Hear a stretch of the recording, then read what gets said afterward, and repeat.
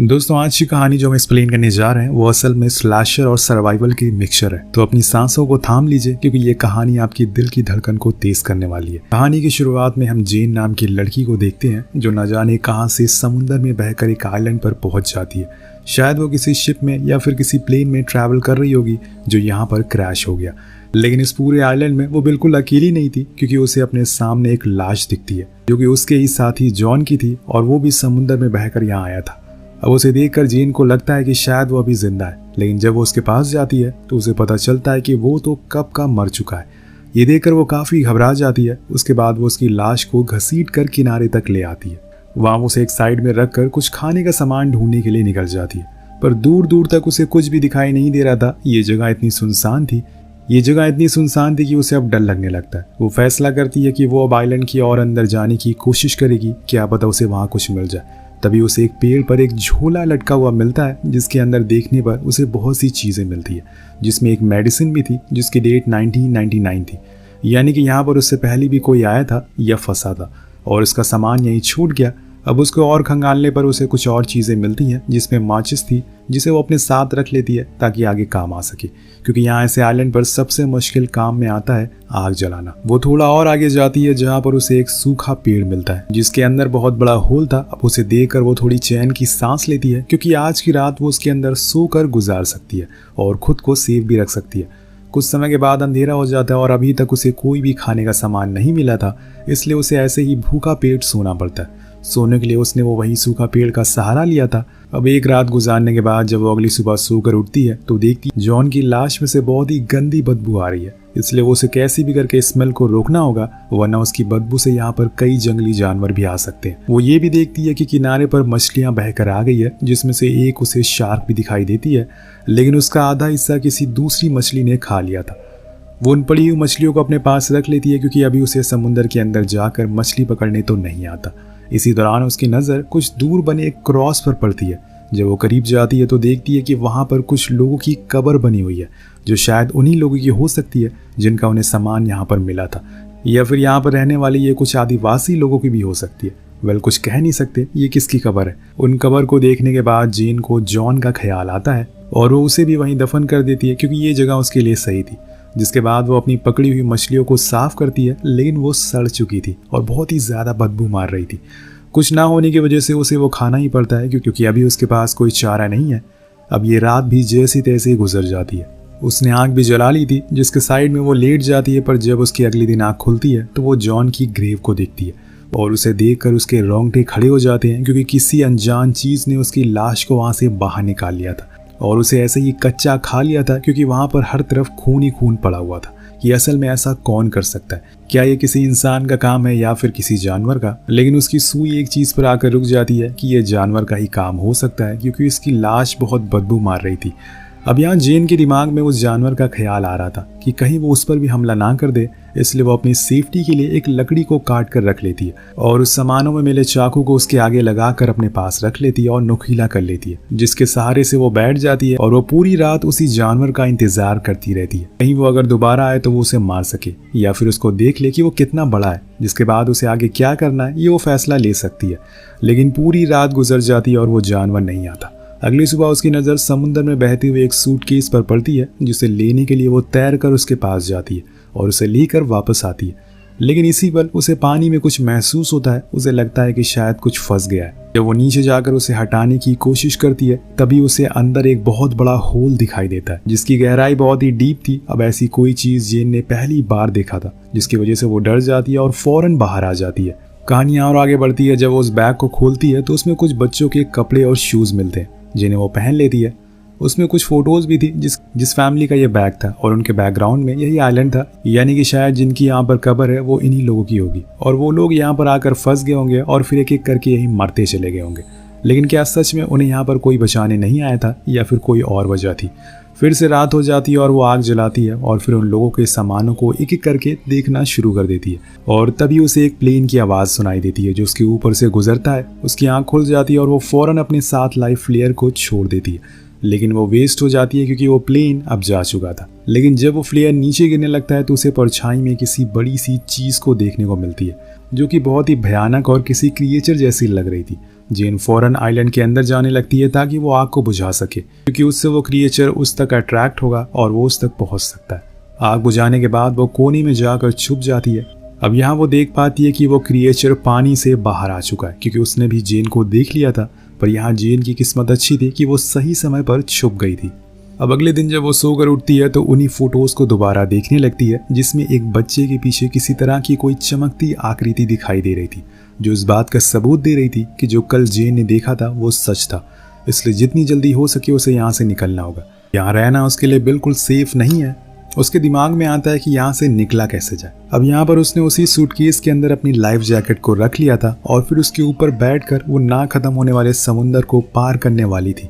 लेकिन ये मुमकिन तो नहीं था, क्योंकि बीच में जाते ही उसका सूटकेस पलट जाता है और वो गुस्से में पानी से बाहर आ जाती है। अब इसी तरह से एक और अंधेरी रात आती है और वो उसी पेड़ के नीचे जाकर छुप जाती है, क्योंकि क्या पता वो क्रिएचर फिर से यहाँ पर आए। और ऐसा ही होता है। कुछ ही देर बाद वो क्रिएचर दोबारा आता है और उस पेड़ के ऊपर कई सारे वार करता है। वो उसे खींचने की कोशिश करता है, लेकिन वो बच जाती है।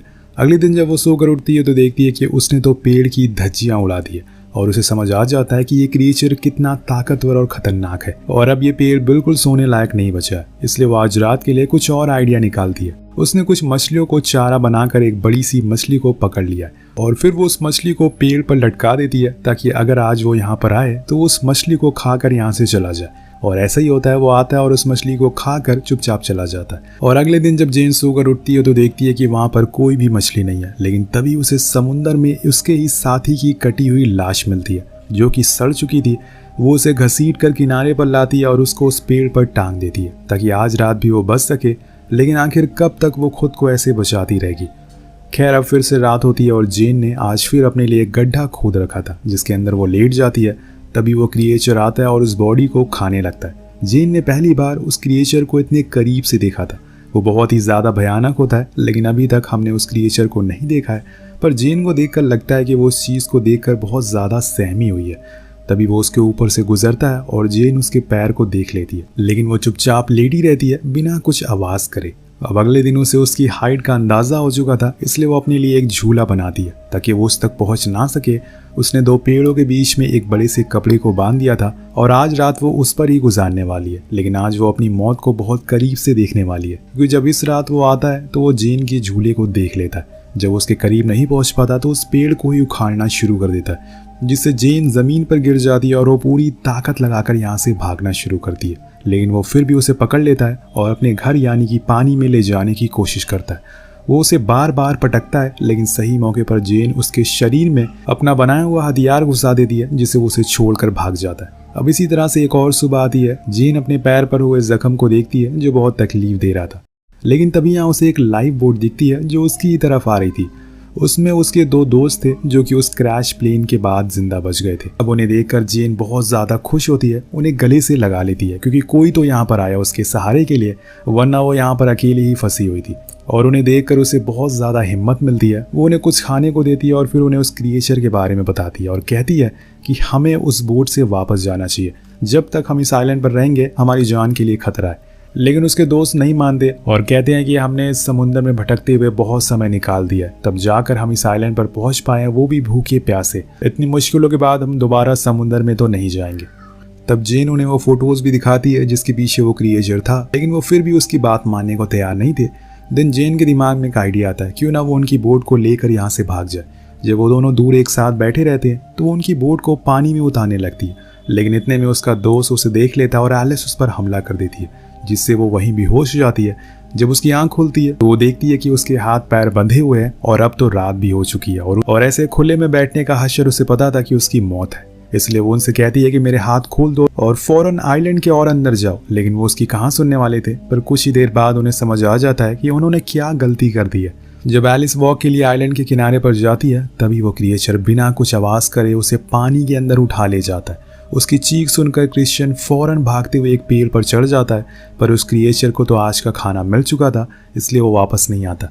अगली सुबह जब जेन की आंख खुलती है तो वो देखती है कि क्रिश्चियन डर के मारे अभी भी पेड़ पर चढ़ा हुआ है, क्योंकि वो बहुत ज़्यादा डर चुका था। वो उसे समझाती है कि वो क्रिएचर सिर्फ रात में ही पानी से बाहर आता है, इसलिए तुम्हें फौरन नीचे आना होगा, क्योंकि अब हम यहाँ से जितनी जल्दी हो सके निकलने वाले।